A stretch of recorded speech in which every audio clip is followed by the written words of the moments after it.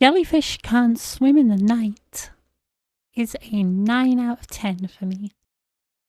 There were 9 shows I watched this season, and this is the pick of them all. I don't think that says much. It's been a fairly weak season, honestly. But Jellyfish is a show that just seems to do everything right. It's a drama that manages to smoothly weave its characters and stories together in a way that consistently feels interesting, engaging, and unbelievably relatable. The show follows a group of girls who form an online band called Jelly. But to be blunt, that's barely the point of the show. The band and the music are a backdrop for the character relationships, and those are the real appeal in this one. There's a real blend of different personalities and experiences, and each and every one feels incredibly real, and is told in a way that stays captivating right to the very end. As always, there are spoilers to follow, and also a content warning here, since this is a show that hits deep at some big insecurities and touches on heavy topics regarding identity, both in terms of characters finding themselves and in terms of public perceptions and doxing. The first episode of Jellyfish sets it up fantastically, and if you're on the fence about watching this one, this single episode should make it clear if you'll enjoy the show as a whole.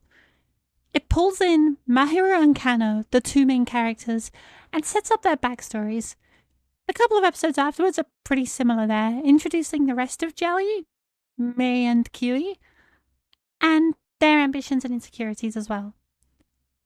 Mahiru, successful as an artist as a child, came to hate her own art after being mocked for a jellyfish-themed street mural she designed via a competition.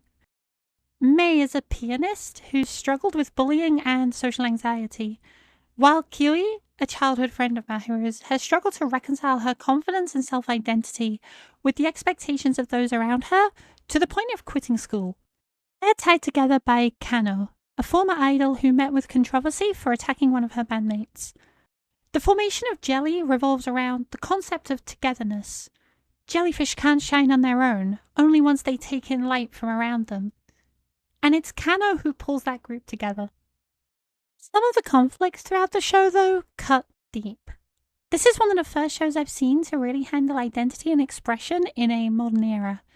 Kiwi works as a VTuber called Nox Ryugasaki, and a lot of her story and conflicts revolve around the connection and the disconnect between Nox and Kiwi.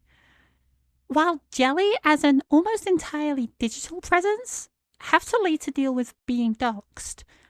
I won't say it's perfectly handled, it definitely downplays those concerns a lot, but it stands out for confronting those issues to begin with. Similarly, this is one of those shows where someone, somewhere, will be relatable.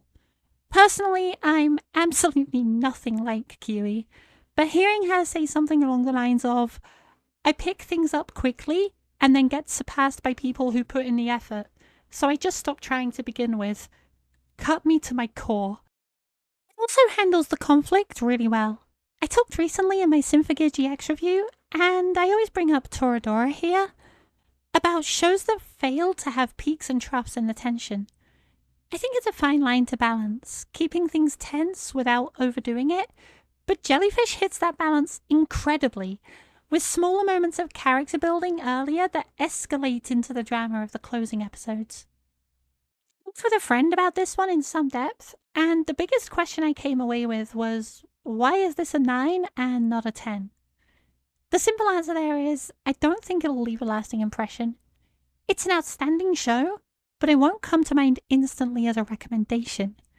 It's tough to think of much else wrong here, though. The characters are lovingly crafted and woven into a story that feels both real and captivating at once. And it does a wonderful job of holding interest during the slower moments, which are then used to make the big moments feel even grander. Without a doubt, this is the best of the seasonals I watched, as low a bar as that may be. And one I'd recommend to almost anyone at this stage. I just doubt I'll think to recommend it in a couple of months' time, that's all. If you like this video and want to read more of my reviews ahead of the video releases, or if you'd like to support me in making these, check out the links in the description, and I hope to see you here again for the next one.